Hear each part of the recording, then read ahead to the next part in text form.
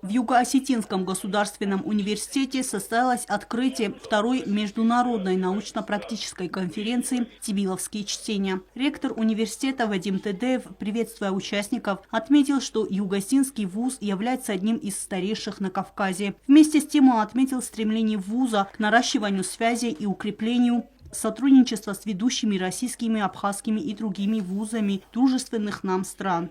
Есть, конечно, успехи, о которых я говорю всегда, но есть у нас и проблемы. И когда я как ректор обозначаю одну из таких главных проблем, это недостаточное количество людей со степенью кандидата наук, доктора наук. Поэтому всегда мой посыл бывает в сторону российских университетов, чтобы как можно большее количество наших сотрудников имели возможность писать диссертации на площадках ведущих вузов Российской Федерации. Что и делается. Недавно защитилась девушка, это в стенах Пятигорского госуниверситета, раньше это был Пятигорский лингвистический университет, и девушка защитила и стала кандидатом политических наук. И таких, конечно, у нас много, но я еще раз говорю, недостаточно. Ректор также отметил поддержку посольства Российской Федерации в Южной Осетии и лично Марата Кулахметова, а также представительства Россотрудничества. Советник посольства России в Южной Осетии Игорь Терзиян от имени чрезвычайного и полномочного посла передал слова приветствия участникам конференции и пожелал конструктивной и плодотворной работы. Юго-Осетинский госуниверситет имеет имя, он гордо носит имя от своего отца-основателя, который в 1932 году, если мне не изменяет память, стоял у истоков создания этого замечательного сегодня вуза, который является украшением как города Цхинвала, так и гордостью всей Южной Осетии. Очень приятно, что сегодня в конференции участвуют как делегации из вузов Российской Федерации, так и стран ближнего и дальнего зарубежья. Это говорит о том, что авторитет и связи межвузовские Юго-Осетинского госуниверситета крепнут и развиваются.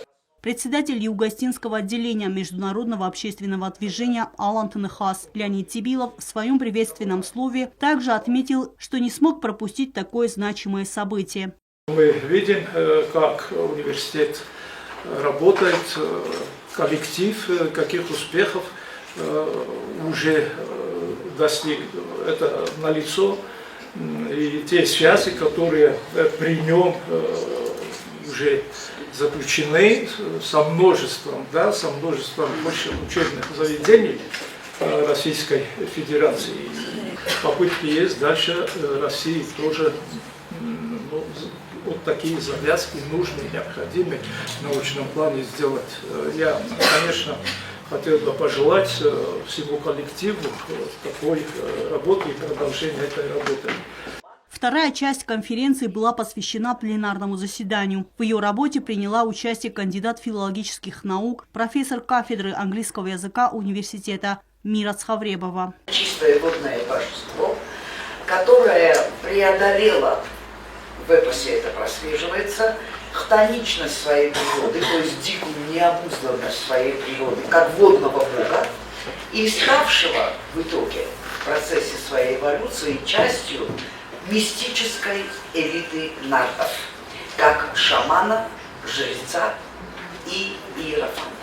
В работе пленарного заседания первого дня конференции свои доклады представили также представители МГУ имени Ломоносова и Кубанского госуниверситета. Научно-практическая конференция будет проходить 2 дня. Предусмотрено несколько секций, на которых будут представлены научные доклады в различных областях. Докладчиками станут ведущие ученые и преподаватели вузов Южной Осетии, Абхазии и России.